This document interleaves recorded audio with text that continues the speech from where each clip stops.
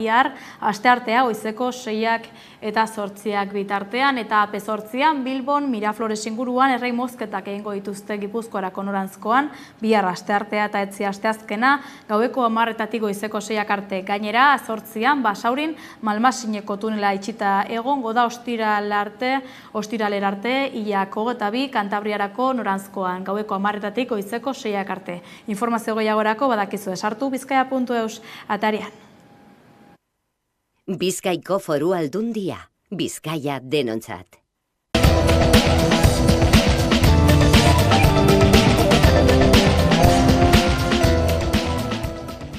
Pasaden larunbatean, Bagara ekimena gauzatu zuen gure eskuk Euskal Herriaren naziotasuna aldarrikatzeko asmoz.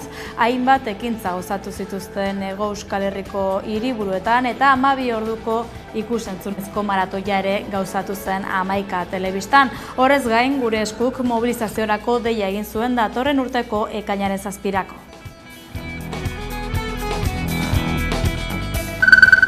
Gabon deizuela, 2019ko azaroan Bilboko Atxuri auzoan boxen ekitaldi batean egondako liskarrengatik 9 kide epaituko dituzte egunotan Bizkaiko probintzia auzitegian. 9 auziperatuetatik 8 akordioa lortu dute fiskaltzarekin eta akusazio partikularrekin eta zigorrak murriztuko zaizkie, beste batek aldiz ez du akordiorik onartu. Bueno, nire kasuan, nik ez dut onartuko akordioa, niretzat kaltegarria izango zalako. Kontzientziaen arazoak dauzkat erridun sentitzeko edo deklaratzeko. Nire kasuan, nik bakarri joan nintzen nire aldetik eta esan hitz egitera joan nintzen plaza horretara.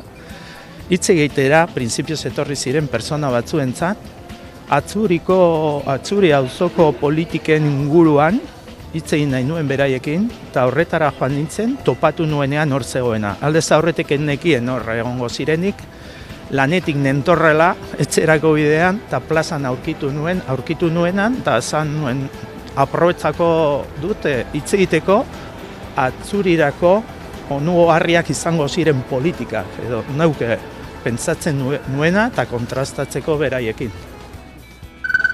Gipuzkoako Foru Aldundiak sexu indarkeriari arreta integrala emateko foru zerbitzua inauguratu du Donostiako Gros auzoan. Jakinarazi dutenez, eguneko 24 orduetan egongo da martxan urteko 375 egunetan. Arreta integralak esan nahi du 375 egunetan, 24 orduz emakume guztiei emango zaiela aholkularitza, atentzio psikologikoa, eta aldi berean ere bideratuko ditugula eta aholkularitza juridikoa behar duen guzti horri arreta eman ahal izat. Bertsolaritzan, Beñat Gaztelumendik irabazi du lehen final aurrekoa. Hasierako agurretik agertu zuen intentzioa eta rol batean edo bestean bertsoarekin esan daitekeenaren langa goian utzi zuen Beñat Gaztelumendi Arandiak Gipuzkoako bertsolari txapelketako lehen final aurrekoan. Hitza mailu bat da eta hasi gaitezen kolpeka kantatu zekin eta sokatik erortzeko imintziorik ere egin gabe osatu zuen Oiartzungo saioa. Baita biribildu ere mailu kolpeka etxegabeen egoera kontatzen ari den Donostiako kale garbitzaile baten ahotik.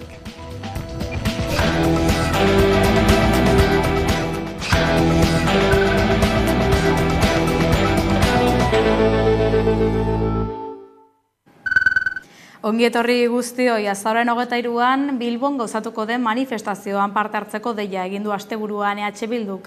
Oiana Etxebarrieta, Koalizio Sobiranistako kideak adierazitakoaren arabera, Euskal Herria nazio bat dela eta errespetatu beharreko eskubide nazionalak dituela aldarrikatuko dute datorren larunbateko mobilizazioan. Aurten ere Euskal Herria Bilduk mobilizazio nazionala deitu du azaroan Bilbon, kasu honetan azaroaren 23an. Bertan, milaka pertsona, subiranista, abertzale eta independentista bilduko gara. Euskal Herria nazio bat dela eta errespetatu beharreko eskubide nazionalak dituela aldarrikatzeko. Mobilizazioa datorren larunbat arratsaldean izango da eta beste behin ere autonomia kalea bete nahi dugu nazioa garela ozen aldarrikatzeko. Herri honetako subiranista, abertzale eta independentista guztiei dei egiten dizuegu, Bilboko autonomia kalea betetzeko eta munduari ozen mezu argi bat eta sendo bat emateko. Euskal Herria errespetatu beharreko nazioa da. Nazioa gara. Azaroaren 23an Bilbora.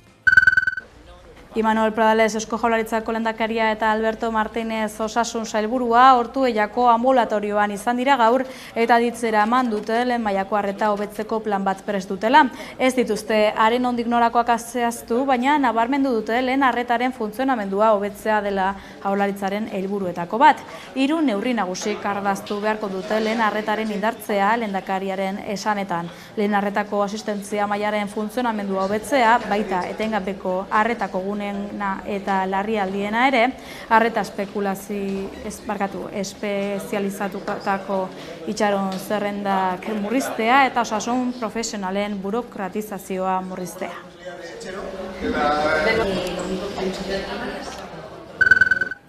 Bestalde, lan baldintza negargarriak, baliabide falta, ambulantziak egoera txarrean, prestakuntza hartzeko aukerarik ez. Arabako eta Bizkaiko ambulantzia zerbitzua kudeatzen duen Lapau enpresaren sindikatuetako ordezkariak Eusko Legebiltzarrean izan dira gaur eta langileak lur jota daudela ohartarazi dute. Azken enpresariekin egoerak okerrera egin duen arren argi utzi dute egoera ez dela berria, hortaz zerbitzua publikoa izan dadin exigitu dute lehenbailen. Era berean, Osakidetzako langileen lan baldintzak hobetzeko azken urteetako politika neoliberal eta klientelarrak salatzeko eta osasun sistema publikoa indartzeko ekimenekin jarraitzeko konpromisoa adierazi du LAB sindikatuak Osakidetzako hauteskundeen atarian. Datorren azaroaren 28an izango diren hauteskundetarako botoa eskatzeko agerraldia egin du sindikatuak astelehen honetan Bilbon.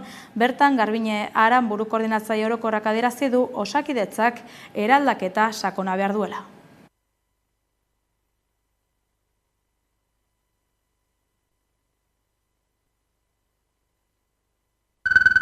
Pasaden larun batean gauzatu zuen Gure Eskuk Bagara ikusentzunezko maratoia. Eta honen baitan 12 orduko maratoia egin genuen, baita gure etxean ere ikusi zena Euskal Gizartearen naziotasun izaera aldarrikatzeaz gain, datorren ekainaren 7 mobilizatzeko deiare luzatu zuten. Gure Eskuk mobilizazio nazionalerako deia egin du ekainaren 7 Bilbon, herri libre bat Euskal Herriak erabaki lelopean Lakasiatik hasiko da mobilizazioa eta etorkizun libre bat idazteko ordua dela adierazi dute Bagara ikusentzunezko maratoian. Urrengo ekainaren 7 mobilizazio nazionala deitu du Gure Eskuk, herri libre bat Euskal Herriak erabaki lelopean. Bilbon izango da hitzordua. Herri gisa aurrera egin nahi badugu, ahaleginak batu behar ditugu. Batera bultza egin behar dugu. Eskuzabal jokatuz, bakoitzak bere alea jarriz, eragileek, erakundeek eta guk herritarrok. Orain da etorkizuna idazteko mementoa. Zalantzarik gabe, aurrera egiteko garaia da. Euskal lurralde guztietako jende oro deitzen dugu, datorren ekainaren 7an, herri libre bat Euskal Herriak erabaki lelopean egingo den mobilizazio erraldoian parte hartzera. Euskal Herri osoko herritarrok Bilboko kaleak hartuko ditugu. Nazio gisa dagozkigun eskubideak aldarrikatzeko. Herri oso bat martxan irudikatzeko. Eta herri gisa aurrera egiteko konpromisoa berresteko. Bultza egiteko mementoa da. Herriz herri. Eskuz esku. Orain da etorkizun libre bat idazteko unea. Abian gara, aitzinagoaz. Aurrera egiteko garaia da izenburupean Euskal Herrian hainbat esparrutan erreferente diren 100 kide baino gehiagok sinatu dute adierazpena eta besteak beste autogobernuari eta lurralde antolaketari buruz irekita dauden eztabaidak izan dituzte hizpide. Euskal Herritarroi dagokigu zehaztea gure autogobernu maila. Euskal Herritarrok eskubidea daukagu gure erakunde politikoak, gure estatus politikoa zein autogobernu maila eta gure lurraldeen arteko harremanak zuzenean mugari gabe eta libre erabakitzeko. Euskal Herritarrok etorkizuna libre eta demokratikoki erabakitzeko eskubidea daukagu. Bada garaia, gure erabakitzeko ahalmena handitu, sendotu eta blindatzeko. Burujabetza osoaren bidean, bada garaia, burujabetza espazioak irabazteko. Bada garaia, askeago eta burujabeago sentitzeko. Gaitasuna izan badaukagu. Baita geure burua guztiz gobernatzeko borondate irmoa ere. Inoiz baino gehiago, gainera. Hitzordua beraz hurrengo ekainaren 7an, Bilbon, arratsaldeko 5:00 aurrera. Alferrik dugu indarra, hau da xuriak garitartean, osean. 2019an Voxek hauteskunde ekitaldi bat egin zuen Bilboko Atxuri auzoan eta herritar ugarik protesta egin zuten talde ultraeskundarra bertan nahi ez dutela adierazteko. Horren ondorioz, iskanbila sortu zen eta gaur goizean hasi da Bilbon mobilizazio horietan parte hartu zuten 9 herritaren aurkako epaiketa Voxek haiei salaketa ipini ostean. Informazio gehiago dauka Xabi Alok. 9 kide epaitzen ari dira egunotan Bizkaiko probintzia auzitegian 2019 urtean Voxek Atxurin egindako ekitaldi baten ostean identifikatuak izan zirelako. Besteak beste hauteskunde delitua eta gorroto delitua egozten dizkiete eta 8 akordioa lortu dute akusazio partikularrarekin eta fiskaltzarekin, beste batek ez du akordiorik onartu. 2019ko azaroan Bilboko Atxuri auzoan Voxen ekitaldi batean egondako liskarrengatik 9 kide epaituko dituzte egunotan Bizkaiko probintzia auzitegian. Ez dago behar bezala babestuta protesta eskubidea, batez ikusirik gorroto mezuen aurrean auzotarrak elkartu zirela elkartasuna eta elkarbizitza adierazteko eta protesta egiteko gorroto mezuen aurrean, eta pentsa horregatik eskatzen dietena izugarria da eta burugabea esan dezagun, izan ere 14 eta hilabete bitarteko zigorra eskatzen ditu fiskaltzak eta 4 urte eta 8 urte bitartekoak Voxek akusazio partikular bezala. 9 auziperatuetatik 8 akordioa lortu dute fiskaltzarekin eta akusazio partikularrarekin eta zigorrak murriztuko zaizkie. Beste batek ez du akordiorik onartu.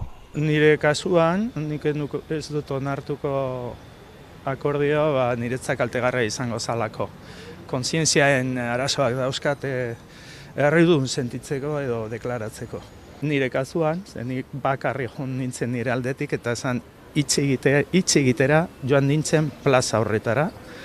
Hitz egitera printzipioz etorri ziren pertsona batzuentzat, Atxuri auzoko politiken inguruan hitz egin nahi nuen beraiekin, eta horretara joan nintzen topatu nuenean hor zegoena. Aldez aurretik nekien hor egongo zirenik, lanetik nentorrela etxerako bidean eta plazan aurkitu nuenan eta esan nuen aprobetzako dute hitz egiteko Atxurirako onugarriak izango ziren politikak edo nauke pentsatzen nuena eta kontrastatzeko beraiekin. Xabier Monjerentzat 7 hilabeteko espetxe zigorra eskatu du fiskaltzak hauteskunde delituagatik eta akusazio partikularrak aldiz 3 urte arterako espetxealdia gorroto delitua egotzita eta beste urtebete hauteskunde delituagatik. Defendatzerakoan argi dago, absoluzioa borrokatu behar dugu, ze hor amorru delitua inondik inora ez dago, hori da astakeri bat, bai gertatu zenarekin bai dauk inolako harremanik eta baita juridikoki, horrek ez dauk inolako zentzurik. Eta gero hauteskunde delituarena, Xabierrek nahi zuena da hitz egin. Azken finean, haiek joan ziren oso horretara eta Xabier hurbildu zen eta nahi zuen hitz egin, bere mezuarekin. Mezu desberdinak izango lirateke, baina hori azken finean da demokrazia, ezta? Ideia kontrastatzea eta horretarako, aukera hori pentsatzen zuen Xabierre bazegoela eta gero zinezkoa izan zen. Bihar deklaratuko du Monjek, hala ebatzi duelako epaimahaiak. Pasaden ostegun eta ostiralean foru gobernuaren egoeraren inguruko eztabaida jaso zen Nafarroako parlamentuan. Bertan, jorratutako gaien artean euskararen ofizialtasunaren aldarrikapena egin nahi izan zuten EH Bilduk eta Geroabaik. Foru Gobernuaren egoeraren eztabaidaren bigarren egunean, EH Bilduk eta Geroa Baik euskararen ofizialtasunaren alde egin dute zonifikazioa ezabatzeko asmoz. Alderdi politiko bakoitzak lehentasunak mai gainean jarri ditu eta taldeek 29 ebazpen aurkeztu dituzte. Bezperan jorratutako gai nagusiei segida emanez. Etxebizitza, osasungintza, berdintasun politikak, aldaketa klimatiko eta bar izan dira gai nagusiak. Honen aurrean, EH Bilduk euskararen aldeko hizkuntza politikak sendotu behar direla azpimarratu du. Nafarroak burujabetza behar du eguneroko erronkei aurre egiteko. Egungo esparro juridikoa ez da nahikoa gure lurraldearen beharrekin bat datozen erabakiak eta neurriak hartzeko. 40 urte baino gehiago igaro dira foru erakundeak berreskuratu zirenetik eta euskarak Nafarroako berezko hizkuntzak egoera prekarioan jarraitzen du. Egungo autogobernuan sakontzea beharrezkoa dela aipatu dute bai Geroa Baik, bai EH Bilduk. Izan ere, Geroa Baik PSNari dei egin dio euskararen aurrean ausart jokatzeko. Uste dut ez dugula eta honetan baita ere alderdi sozialistari eskatu behar diogu eta atzo baita ere gure bozeramalek egin zuen, eskatu behar diogu ausarta izatea benetan euskarari dagokionez, euskararen arloan eta zonifikazio hori kentzea, zonifikazio hori ezabatzea eta horretarako beharrezkoak diren foru legen aldaketak onartzea. UPNek EH Bildurekin eta Geroa Bairekin talka egin du. UPNek EH Bildu mehatxu handiena dela aipatu du, eta aipatuz. Geroa Bairi zuzenduta jarrera euskarafoborik ez duela aipatu du UPNeko Marta Alvarezek. Eta azpimarratu du UPNeri esker sortu zirela lehen ikastolak Nafarroan. Onartutako ebazpenen artean aurrera egin dute batik bat langile publikoen estatutua berritzeko prozesua, despopulazioaren lege bat onartzea eta 5.000 biztanle baino gutxiagoko herrietako etxebizitza plan bat zehaztea, trantsizio energetikoko neurriekin jarraitzea, osasun legea berritzea, lehen arreta indartzea eta bar. Etxebizitzaren arloari jarraiki Euskal Herriko Etxebizitza Sindikatu Sozialistak protesta osatu zuen pasaden larunbatean Bilboko higiezinen azokan. Etxebizitza eskubidea dela aldarrikatu zuten parte hartzaileek eta negozio bihurtu izana gaitzetsi nahi izan zuten.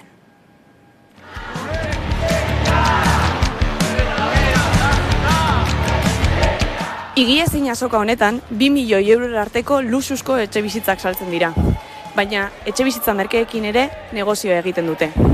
Azoka hau oso adibide ona da ikusteko nola espekulatzaileek, politikari profesionalek eta komunikabideek estrategia berean bat egiten dute.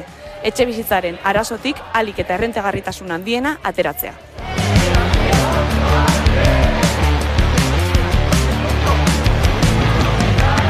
Baina ez diegu hain erraz jarriko. Argi daukagu konponbidetzat aurkezten dizkiguten horiek haien negozio handitzeko neurriak baino ez direla. Etxebizitzaren arazoa ezin izango da inoiz negozioaren bidez konpondu.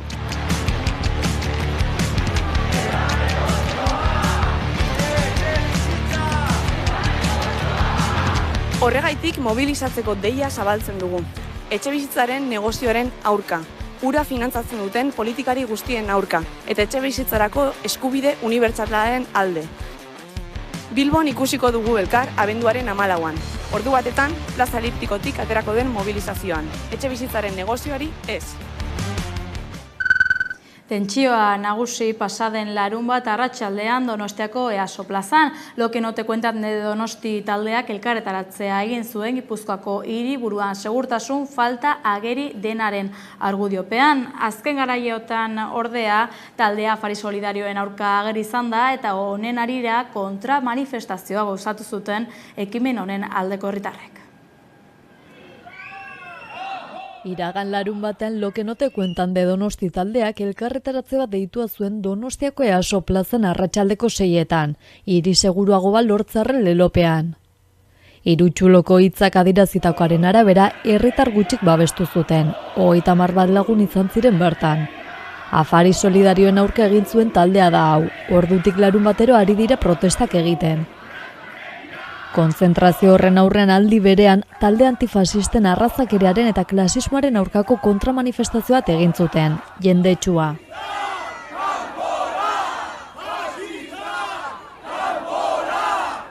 Tentsioneak izan ziren, bi elkarretaratzen erdian ertzaintza sartu eta kontramanifestazioko oldartu zitzaien, lo que no te cuentan de Donostiaren deialdiarekin bat egin zuten pertsonak babestuz. Gedarrek esan du ertzaintzaren oldarraldi bat baino gehiago izan zirela eta gutxienez gazte bat zauritu zutela. Lo que no te cuentan de Donostia mugimenduak Donostiako udaleko PPko ordezkarin babesa izan du hasieratik. Larunbateko elkarretaratzean ere part hartu zuen besteak beste Vanessa Belez PPko Donostiako zinegotziak. Testu inguru honetan EH Bilduk kezkatuta agertu da sareetan, Donostian erresidualak izan diren ultraeskuineko diskurtsoak hartzen ari diren lekuarekin. Azaldu du Gipuzkoako hiriburuan 300 pertsona inguruk ez dutela zer jan, eta egunean behin otordu bero bat izatea herritar hauei eskaini diezaieketen gutxienekoa dela. Ildo horretan koalizio subiranista kaleko afari solidarioeken aurkako deialdi guztia salatu ditu, eta Donostiako udalari eskatu dio bere betebeharrak bete ditzan, eta herritar horiei gutxieneko horiek eskaintzeko, oinarrizko premiak eta eskubideak asebeteta izateko.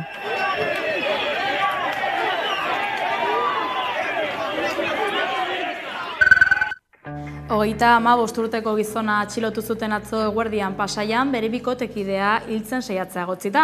Gizonezkoa etxebizitza baten barnean atzeman zuen ertzaintzak erasoa jasotzen ari zen bitartean, Eusko Jaurlaritzako Segurtasun Sailak jakinarazi duenaren arabera. Gipuzkoako Foru Aldundiak adierazpen instituzionala plazaratu du astelehen honetan bere gaitzespen irmoen adierazteko asmoz. Eta 26an, resistentzia migrante y antirracista hitzaldiarekin. Gipuzkoako Foru Aldundiak sexu indarkeriari arreta integrala emateko foru zerbitzua inauguratu du Gros auzoan. Ari berria eguneko 24 orduetan egongo da martxan urteko 375 egunetan.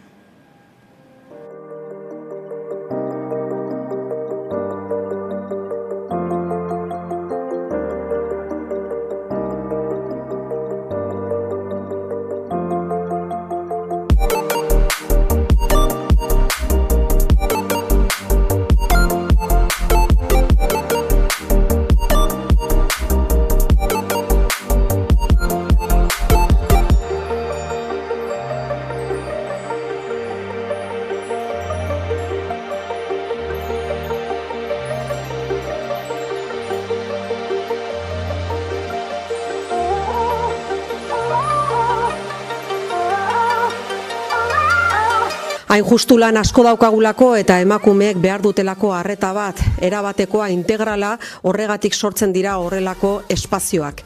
Badakizute, Kamino kalean, aipatu duen bezala Belen Larrion berak uztailaren batean iriki genuela horretarako espazio bat, uztailaren batetik iriki genuenetik 180 kasu hartatu ditugu, 180, eta gaur hemen irikitzera goazen edo iriki dugun espazio honetan, orain arte emandako zerbitzuak zabaltzera goaz.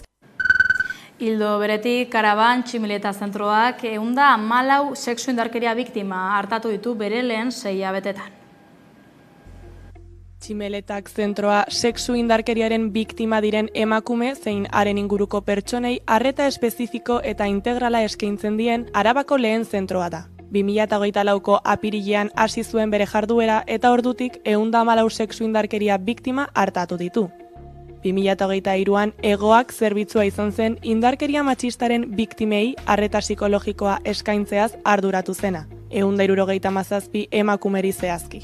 Halaber, Arabako aldun nagusi Ramiro Gonzalezen adierazpenak ekarriz eta 2023 zein 2024ko sexu erasoen biktimen kopuruari erreparatuz, sexu indarkeria iraganeko gauza ez dela eta aldatzen dabilena emakumeek eraso hauen aurrean hartzen duten jarrera dela plazaratu du. Hau ez ezik, Gonzalez ahaldunak gaur egun babes instituzional eta sozial handiagorekin, emakumeak entzun eta babestuak sentitzeko beren baliabideen laguntza jaso dezaketela antzeman dutela mahai gaineratu du Arabako diputatuak.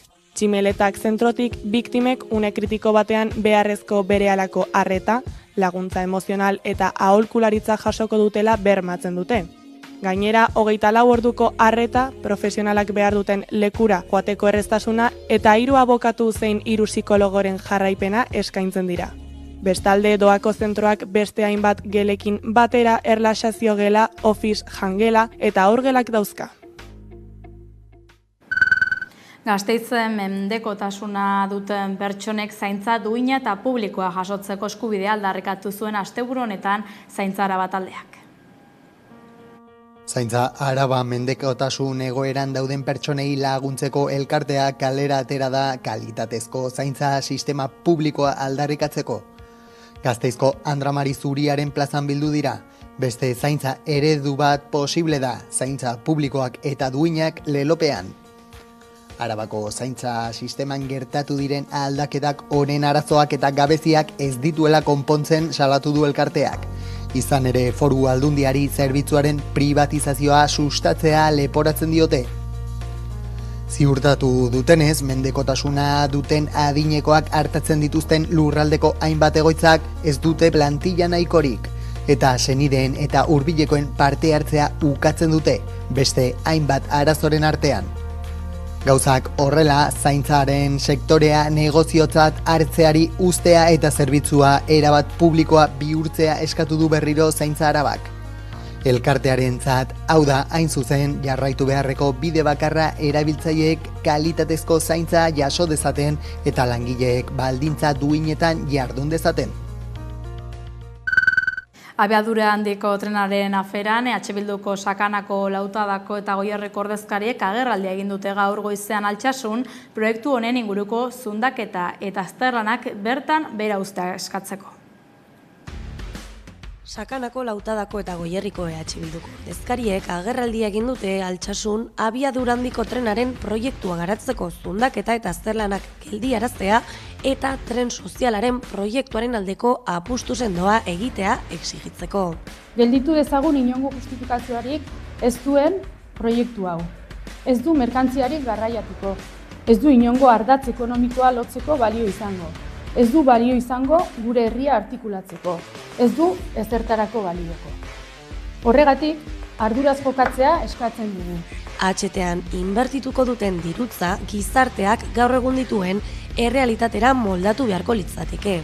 Haien ustez, Bilduren iritziz, egungo trenbide ardatzeko herritarrei zerbitzu emango dien tren sozial bat martxan jartzea da irtenbidea.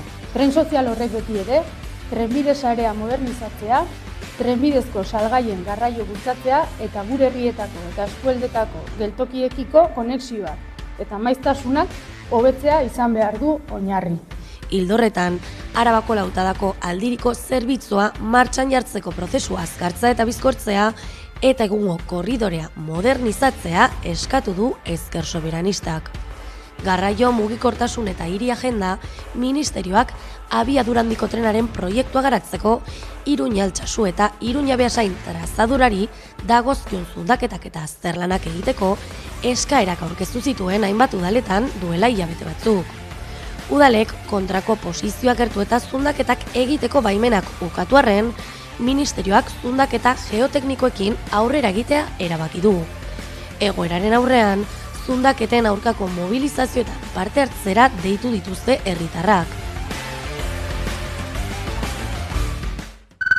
Gipuzkoako Foru Aldundiak dio Gipuzkoarren ongizate integralean jarri nahi dutela fokua eta hor lehen sektoreak gizartearen ongizate integralari egiten dion ekarpenari buruz ere aritu dira Gure Lurra kongresuan. Gipuzkoan Gure Lurra kongresua egin dute gizartea kontzientziatu eta lehen sektorea indartu asmoz. Baserritar asko askatasunarekin lotzen dute beren lanbidea. Nahiago dute lan egin fabrikan edo ofizinan baino, lanaldia 8 ordutik gorakoa izango bada ere. Felix San Sebastian sagarreko izla eta Euskal Sagardokoa baserrien jaiotakoa eta azitakoa da. Lana denentzat zegoen baina soldatarik ez eta enpresa baten lanean hasi zen. Lekuz kanpo sentitzen zela eta 22 urteren ostean landara itzuli da. Sagaztia galdatu genitun eta bueno, gero, iritsi izan momentu bat, volumen bat gendun, masa kritiko bat, bizitzeko modu izan zitekena. Amaia Garmendia mendiko gazteko izla ere bere esperientzia kontatzen aritu da eta babesik bauta duten galdetu diote. Bai dau lehen sektorea, askotan gutxietxi eta askotan bai gea bitxo raros esaten dana. Aimar Garmendia berriz Gaztenek programako kidea da. Familiak hasitako ustiapenari jarraiki lanean ari dira Arreba eta biak. Nere denbora librea praktikamente dedikau diot etxeko esplotazio eta etxeko jardunei. Gipuzkoako Foru Aldundiak dio Gipuzkoarren ongizate integralan jarri nahi dutela fokua. Eta horra lehen sektoreak gizartaren ongizate integralari egiten dion ekarpenari buruzera aritu dira gure lurra kongresuan. Baina ongizate integralean eragiteko lehen sektoreaz bizi direnen bizi baldintzak hobetzea ezinbestekoa dela dio Ider Mendoza diputatuak. Helburu horrekin abian dituzte zenbait ekimen. Baserritar misto profesionalen irudia adibidez, edo ekimen hori ez dago Europan beste inun. Eta hori martxan jarri dugu zergatik. Nahi ditugulako uztartu ustiapena eta aldi berean ere kanpoan enplegu bat eukitzea. Bestela, ustiapenak jeisten jungo dialako. Edo Basotik Fundazioarena. Jabe txikiei aukera bat eman hori kudeatzeko eta aldi berean ere gure ingurumena zaintzeko, basoak ez abandonatuta gelditzeko. Edo zergatik ez, herri txikiek ere bere bizitza mantendu, herritarrak ez galdu, eta horretarako agian beste formula batzuk ere egon daitezke, aztertzen ari garenak, ibilgailu autonomoarena. Elkarrekin politika berriak sortuz eraldatuz bide berriak eraikitzeko balio izan du kongresuak, baita elkar ezagutzeko ere. Lurraren deiadarrak eta ilusioaren indarrak gida zaitzatela. Biba zuek! Ondo izan!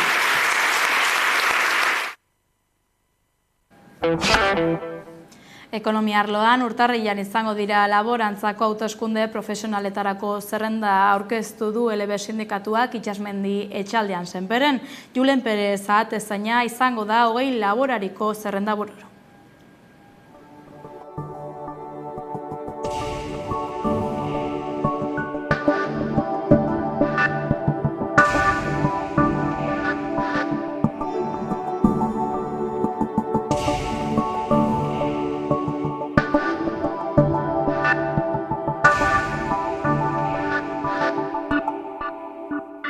Laborarien kenkak eta arrangurak bere ganatzia, eta gero administrazionaren gana eta prefeturaren gana eta ministeritaren gana joitia, baitakigu guk ere gure lekuan lekuko jorratuta ere badakigu nazional mainan joiten.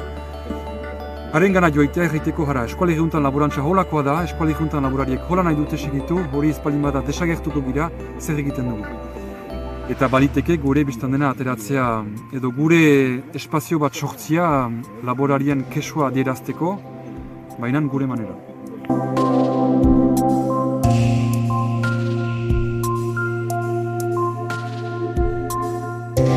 Lehenik da laborarien lan-saria, hor gai nagusi bat bada, diera urtia mobilizazioa hainitz izan ziren gai horren ingurian, ez da deus ahantzatu eta hori lehen mailako gaia da. Nahi dugu ere aipatu etxalde transmisioak eta ze baldintzetan obekio transmititzen aldiren etxaldeak, hor ere baita problema bat gaur egun, hainitz etxalde segidari gabe dira eta laboratxak segitzeko behar ditugu gazteak laborantzan, eta azken gaia da elkartasuna. Gasteizko Anbisa enpresan lan gatazkak aurrera dirau. Oraingo honetan, konpainiako arreta zerbitzuak hilabeteko greba gauzatuko duela sindikatuaren deialdiaren ostean, gaur hasi dute protesta. Gasteizko Anbisaren arreta zerbitzuak hilabetez egingo du greba ela sindikatuak deituta. Azpi kontratatutako zerbitzuak 5 eguneko greba egin zuen uztailean. Sindikatuak salatu duenez, arreta zerbitzuan lan egiten duten 6 langileak lanaldi partzialarekin lan egiten dute. Bizkaiko bulegoetako hitzarmena aplikatzen zaie 2011tik berritu gabe dagoena eta plantilla murriztua daukate dagoen lankarga kontuan izan da. Anbisak kobratze kudeak eta bere gain hartu zuen 2023an. Ordura arte Gasteizko udalak kudeatzen zuena. Horrek arretako zerbitzuaren lankarga areagotu zuen eta plantilla etzen indartu. Izan ere, ordezkatuak izan ez diren hainbat uko egon dira geroztik. Gainera, langileen desegonkortasuna azpimarratu dute ere bai. Izan ere, subrogazio eskubiderik ez dutenez, Anbisak zerbitzu hori konkurtsora ateratzen badu langileak lanpostuak galtzeko arriskuan daude. Zerbitzuan egonkortasunik eta jarraikortasunik izan gabe. Elak azaldu duenez, uztailean egindako astebeteko grebaren ondorioz ez da inolako konponbiderik jarri ez Gasteizko udalaren zein Anbisaren partetik. Gauzak horrela, sindikatuak prekarietatearekin amaitzeko eta zerbitzu publiko egoki bat eskaintzeko neurriak hartzea eskatzen dio udalari. Kontratu mugagabeak, lanaldi osoak, subrogazio eskubidea eta soldata duinak aldarrikatuz. Euskal Autonomia Erkidegoko enplegu zerbitzuak lanbidek iruzurraren aurkako postontzia jarri du martxan. Bide horrek aukera ematen die herritarrei diru-sarrerak bermatzeko errentaren eta bizitzeko gutxeneko diru-sarreraren prestazioa kobratzeko legez kanpoko praktiken susmoen berri emateko modu anonimoan eta konfidentzialean. Postontzia lanbideren webgunean dago eta formulario bat bete eta prestazioaren onuradunak baldintzak betetzen ez dituen kasuari buruzko oinarrezko informazioa, baino ez da eman beharko. Salatzaileak eman beharko ditu horiek. Kulturarloan Gipuzkoako bertso txapelketa aurrera doa. Pasaden asteburuko saioetan Beñat Gaztelumendik abenduaren 14an gauzatuko den finalerako plaza lortu zuen. Bapatean udaltzainen sirenak ditut aditu, pareko etxegabea, urduri dut nabaritu, izuak eta beldurrak, kolpez dira aragitu, eta antxe hartu dute, ikarada zirrikitu. Nik berriz erratzartuta, nire lana dut erritu, lehen garbi zegoen lurra, arraskatuta berritu, Europak biziko bada, gaur burgesak behar ditu, talagabiltza kaleak, garbitu eta garbitu. Chill Mafia Nafar kolektiboak beken emango du azken kontzertua martxoaren 28an. Egun horretan burutuko da Nafarren agurbira 10 orduko jai batekin.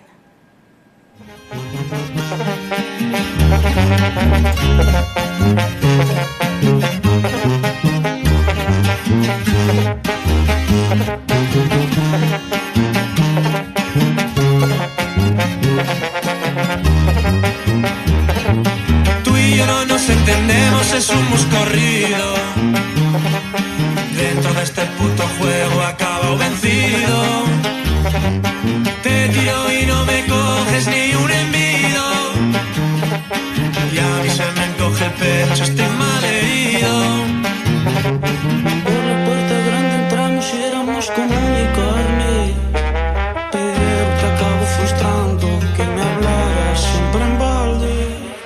Queriendo dar señales, quería echar orden grande.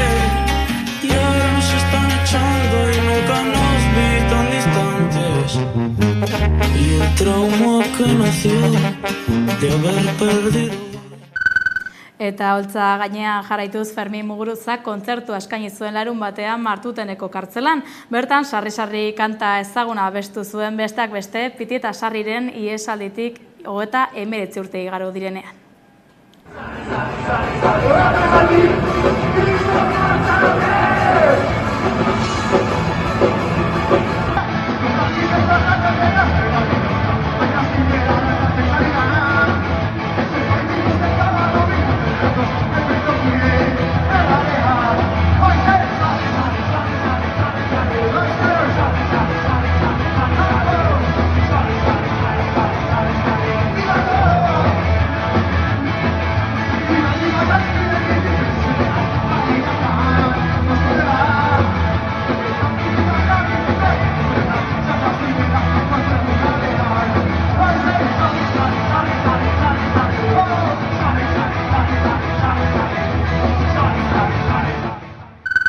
Ikus entzunezkoetan, Andrea Gatopaulusen de Gregoris Theorik irabazi du Zinebi jaialdiaren sari nagusia. Andrea Gatopaulusen de Gregors Theorik irabazi du Zinebi jaialdiaren sari nagusia. Bariko honetan eman dute jakitera 76. edizioaren palmaresa. Film horrekin denok egon ginen superados. Palmaresean eztabaidatzen egon ginenean ados geunden nola film berezia zela, erabiltzen zituen teknikak oso gustoko izan genituen, bai gaia, eta pentsatu genuen hori izan behar zela irabazle nagusia. Euskal zinemari dagokionez, Aitzol Saratxagaren Eizalanak irabazi du Euskal zinemaren saria. Horretan bebai ados jarri ginen Euskaraz egindako laburmetraia mitologia buruzkoa, Euskal mitologia buruzkoa, eta pentsatu genuen bebai interpretazioak oso sendoak zirela, eta narratiba potentia bebai orduan horregatik. Orotara 20 sari banatuko dituzte aurtengo edizioaren itxiera galan. Euskal Herriko natura hobe ezagutzeko bidean 4 gida argitaratu berri ditu Arantzadik. Bertan, zuhaitz, landaren, tximeleta eta hegaztien inguruko datuak plazaratu ditu elkarteak.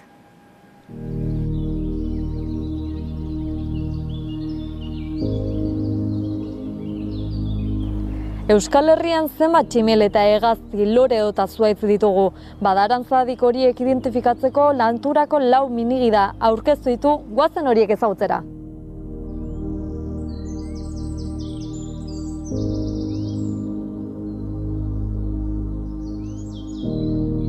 Arantzadik zientzia elkarte bada, 75 urte baino gehiago dituena gaur egun.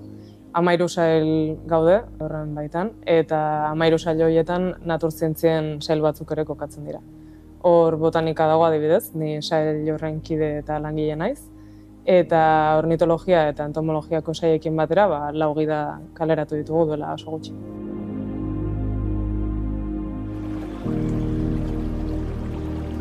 Lau naturgida dira, formatu simple edo xume batean, 2 landarei dagozkienak, lorenak eta zuhaitzenak, tximeleten gida bat, eta beste bat hegaztienak. Eta hauen helburua da dozein naturzale, dozein erabiltzaiek naturara gerturatu eta pixka bat espezie horiek ezagutzen hastea. Pentsatzen dut landa eremuan bizi den jendea konektatu dagoela eta azkenean jakintza hori ere jaso duela bere gurasoen gandik, eta erabilera egiten duenez eremuarena konexio horrek ahalbidetzen du espezie gehiagoren ezagutza. Hirietan bizi garenok nolabaiteko deskonexio handiagoa daukagu gaur egun, ez? Egia da eskoletan indarra handia egiten ari dela ingurumen hezkuntzan, eta hori ere lagungarria da, baina gida hauek ere lagungarri izan nahi dute euskarazko izenak eta espezie guzti hauek erakusteko. Gida bakoitzak bere berezitasunak ditu, izenburuak dioen bezala dira ezagutu beharreko bat edo 11 espezie. Jarri ditugunak dira esan dezagun garrantzitsuenak, arruntenak, eta dauzkagun milaka espezie guztien artean talde bakoitzen, lehenengo sarbide bat egiteko nolabait natur inguru edo espezie talde horretara, ezagutu beharrekoak derrigor. Loreen kasuan adibidez antolaketa egin dugu koloreka, modu errezago batean espezie bat identifikatzeko gai izan gaitezen, baina talde bakoitzak bere moduak bilatu ditu publiko horrengana heltzeko.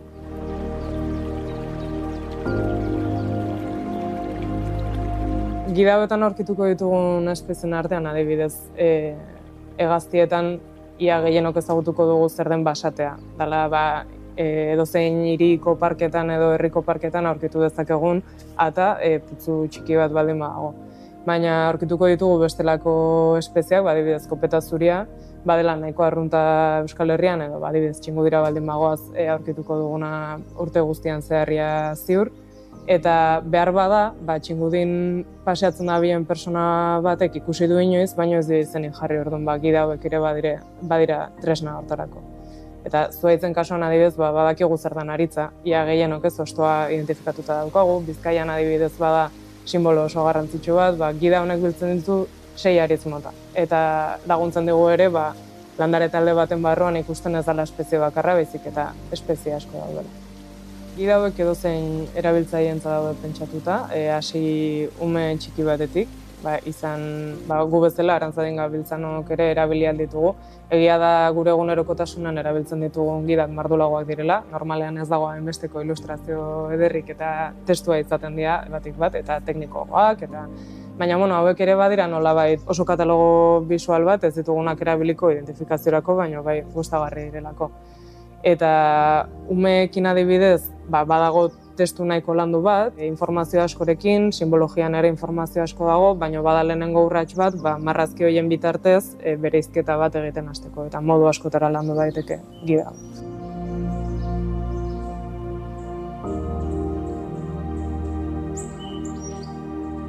Eraketa prozesua nahiko luzea izan da, ia 2 urteko lana zari gara. Ideia nagusia Toni Jobetek ekarri zuen Arantzadira.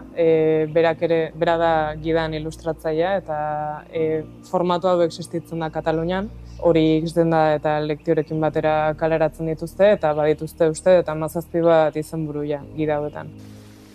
Nolabait berak esaten zegoen, herrien arteko antzekotasun hortatik, hizkuntzaren gaiarengatik ekarri nahi zula ere Euskal Herrira. Eta berak ikusten zula beharrezkoak zirela gida hauek, bai Euskal Herriko espeziekin, bai euskeraz izatean. Egia esan, proposatu bezain laster, oso ideia polita iruditu zitzaigun eta lanean hasi ginean berehala. Lehenengo gauza da espezioiek aukeratzea, nolabait deskarte zail hori egitea eta 100 bat espeziekin bakarri geratzea. Eta gero dator espezie guztien deskribapenak, ezaugarri guztiak, espezie bakoitzarentzat ondo jartzea, taldekapenak, eta nahiz eta oso formatu xume eta txikia izan gerora, atzetik dagoen lana oso luzea izan da. Hauek dira Arantzadin gordetzen diren kolekzioak, justu hemen ditugu tximeleten 2 kutxa. Ni botanika saiokoa naiz, orduan hontan ez naiz ibiltzen, pentsatzen dut salabardoekin edo harrapatuko ote dituzten. Gauekoak badakit jartzen dituztela argi fokoekin eta izara batekin erakarri izateko. Eta hauena, segura eski oso lan mardula da. Gurea esan dezagun erresagoa landareak hasteko ez direlako mugitzen. Guk landareak mendian biltzen ditugu, onera ekarri, prentxatu, almohadilla lehorren artean jartzen ditugu landareak, eta pixuarekin lortzen dugu landare lehor eta zapal bat, eta ondoren kolekziora datuzte armairu hauetan informazio guzti hori biltzera.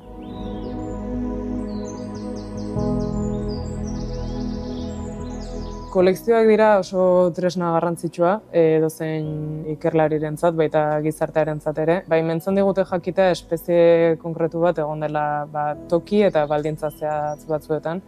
Azkenean ez dira bakarrik espeziak biltzen direna, baizik eta informazio asko dago hauen atzetik. Kokalekua, eguna, zeinek bildu duen, ikerketa mordo bat egiteko balio du, ikusteko ze aldaketa egon diren, jakiteko espeziak desagertu diren, edo agertu diren berriz. Azkenean da gure naturaren registro oso zehatz bat. Euki izan ditugu zita zahar batzuk, agian ez herbarioan gordetako pleguenak, baina zitan beste datu base bat badaukagu.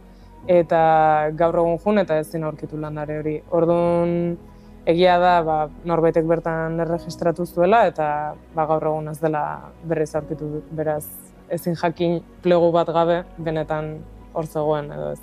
Gaur egun erabilera anitzak ari zaizkio ematen. Badugu botanikan beste proiektu bat, Filopir izenekoa, ari garena herbarioko plegoak erabiltzen genetika egiteko. Herbarioetako landaren materialetatik abiatuta, ari gea eraikitzen saiatzen Pirineotako landaren loredun guztien, esan dezagun zuhaitz genealogikoa, ez? Filogenea hori ari gera eraikitzen saiatzen.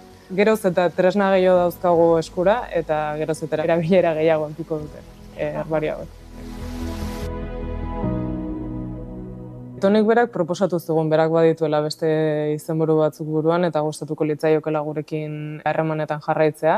Baldin badator proposamena ongi etorria izango da noski. Ilustrazioak berak egiten ditu, beraz elkarlan bat izan beharko da. Eta gu oso gustura gaude emaitzarekin, así que ea lortzen dugu bai.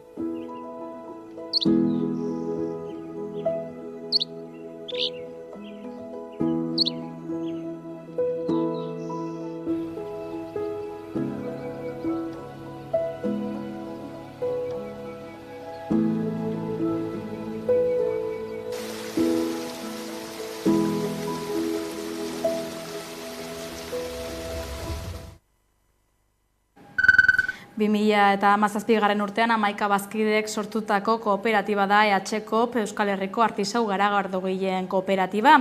Haien fabrikara gerturatu da 11 telebista.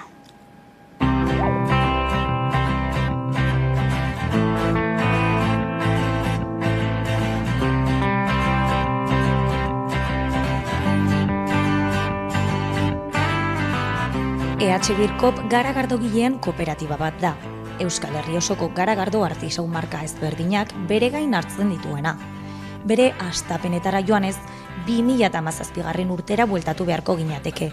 Non garagardo zale batzuk elkartu eta proiektu hau martxan jarri zuten. Urte hauetan zehar garagardo artisauak merkatua hartzen joan dira, eta geroz eta taberna gehiagotan kontsumitzeko aukera daukagu. Hala ere, benetan badakigu zenbat denbora dakarren eta zein ezberdintasun dituen garagardo industrial batekin. Gaurkoan, EHBirkopek egiten duten fabrikara, gerturatu gara eta 3 langilekin elkartu gara. Haien istorioa eta prozesua gertutik ezagutu dezagun. Aritz Aranguren kooperatiban administrazio lanetan aritzen da eta kooperatiba honen hastapenetara eraman gaitu. EHCOP 2017 sortu genuen, 5 marka ginen, denok nomadak ginen eta horregatik ezagutzen ginen, garagardo artisauaren inguruan mugitzen ginelako. Aukera atera zen garagardo fabrika hau erosteko, hemen beste garagardo fabrika bat zegoen, eta orduan elkartu ginen marka ezberdinak Euskal Herri osokoak. Orduan Otsaien dakagu, Hernaniko 4 lagun diala, Mitika Iruñako 2 lagun, Saltuz zidan Gasteizko Zuia herriko beste 2 lagun, ni garai hartan Bartzelonan nengoen, Bartzeloka markakin, orain EHCOPeko marka kudeatzen dut, eta bakoitzak bere aldetik zuen aukera fabrika bat kudeatzeko edo aurrera eramateko, baino denon artean bai posibila zela gure salmentak batu, indarrak batu eta kooperatiba hau sortzea. Ekoizpena 2018ko ekainean hasi zuten eta hortik aurrera gelditu gabe ibili dira. 11 bazkide dira totalean, naiz eta bazkide eta marka berriak sartu diren. Horietatik 4 langile dira.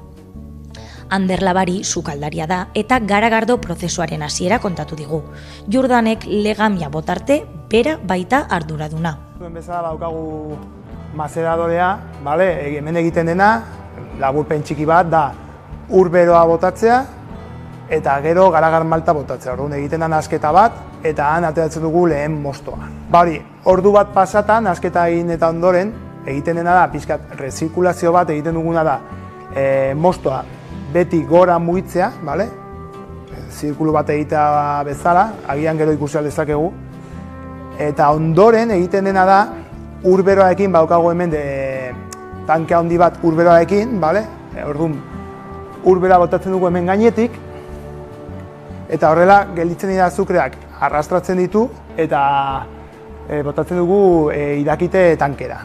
Hemen orduan gero, hemen garagardoa irakitzen duenean, egoten da ordu bat, lupula botatzen diogu, gero enfriade plakasekin garagardoa enfriatzen da eta botatzen da fermentadoretara. Orduan gero, fermentadan dena egotea, 20 gradutan, botatzen dugu legamia eta orduan hasten da fermentazio prozesua. Jordan Eguren beste sukaldaria daukagu. Jordanek fermentazio eta botillaratze prozesuak egiten ditu beste gauzan artean. Tanke hauek dira fermentadoreak, hemen egiten da magia demagun, hemen beti esaten dugu garagardogileak egiten duena da prestatu, gero legamiak erabili behar duen likido hori prestatu, hori da garagardogileak egiten duena. Gero garagardoa berez egiten du legamiak egiten du fermentazio prozesu bat, non azukre batzuk, azukre fermentable batzuk hartzen dituen eta bihurtzen ditu alkoholean, hori oso simplifikatua, baina hori da hemen gertatzen ari dena, temperatura konkretu batean, normalean egoten da 20 gradu inguru, garagardoaren arabera baita ere, baitu garagardo batzuk 10 gradutan egiten dutena fermentazio horiek, beste batzuk fermentazio horiek egiten dituenak pixka bat altuago, baina orokorrean gure garagardo guztiek egiten dute fermentazio lan hori 20 gradu ingurutan, eta hori da hemen gertatzen ari dena, fermentazio hori. Botillaratzeko orduan, 2 aukera dituzte, beiran edo latan. Azken hori modan jarri da ekonomikoagoa eta erosagoa delako. Garagardoaren prozesuak beraz, gutxi gora bera, hilabete oso bat irauten du. Hirurek azpimarratu dute garagardo artisauen kontsumoa geroz eta hobera doala. Baina oraindik ohitura falta dagoela gizartean. Garagardo artisauak kontsumitzeak dakarren gastu ekonomikoa dela eta. Hemen gero Euskal Herrian kontsuma, nik uste dut, batez ere Gasteizen badago kontsumo asko, Gipuzkoan orokorrean bai daudela, baita ere baute ohitura asko. Gero eta beldur gutxiago daka garagardo artisauak kontsumitzea. Hasiera batean jende asko esaten dugu, artisaua, ni ez dut nahi. Eta momentuetan gaude, artisaua probatu hau, ostras, ona dago. Eta horrek eman digu pixka bat bizia. Garagardo artisauaren kontsumoa gorakadoa esan dezakegu, daramatzaia urte batzuk gora egiten, baina bai egia da bizi garen momentu konkretu honetan esan dezakegu erdi krisi batetan dagoela, ze bizitzaren garestitzearen ondorio bat da gure produktua demagun kalitatezkoa denez eta besteak baino garestiagoa, bai egia da nabaritzen ari dela pixka bat. EHKopek hemengo ekoizleekin egiten dute lan orokorrean, eta horrek duen balorea azpimarratu dute. Ekoizpena lokala izateaz gain, gu ere lehen gaiak lokalak izatea saiatzen gara. Malta Nafarroan erosten dugu, lupulua ere Nafarroan erosten dugu, eta ekoizten ditugun garagardoak egiten diren errezetak oso bereziak dira. Produktu lokala eta ekoizpen txikiagokoa denez, industrialekin alderatuz kalitatean jartzen dute fokoa. Garagardo artisauak berezia duena da guk garrantzia ematen diogula kalitateari. Konparatuta beste enpresa gigante horiekin, guk garrantzia ematen digu gure produktua bertakoa izan dadin, kalitatezkoa izan dadin, eta bar, ez etekinari ez hainbeste begiratu, bai begiratzen diogu, enpresa bat gara noski, eta guk ere biziraun behar dugu, eta bar, baina guk ematen diogu garrantzia kalitateari, eta baita ere, eta batez ere langileen ongizateari, eta bar. Beraz, esan genezake duela 7 urte elkarrekin hasi zuten proiektu berezi honetan sinistea eta baitasuna jartzean dena aurrera egiten duela. Balore handiko kooperatiba da gaur ezagutu duguna eta urteetan biziraunen duena.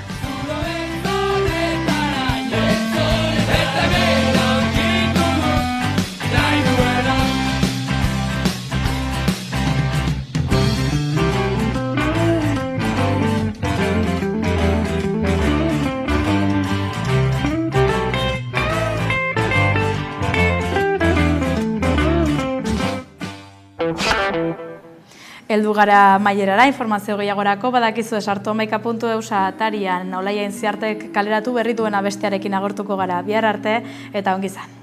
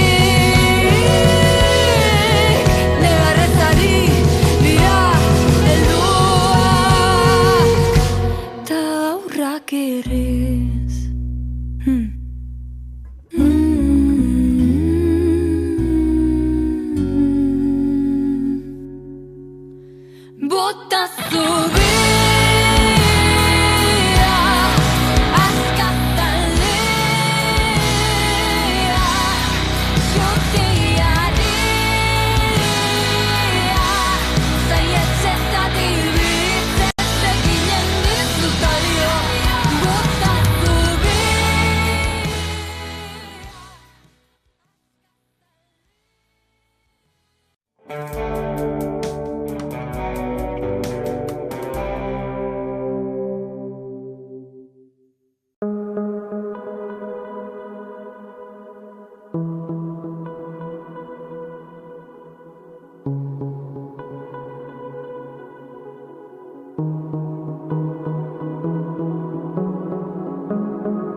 ditut nere amets guztiak bete, itxututa, haien menpe, eta orain konturatu naiz. Behar dudan guztia, zuek denak zarete.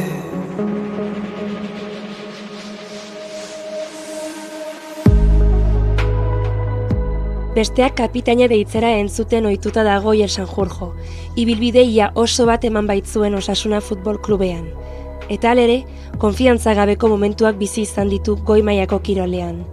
Ardura, zalantzak, meritua, Lizarrako txikiak etzekien zer izan entzen handitan, baina gauza bat egiten zuen, futbolean jolastu.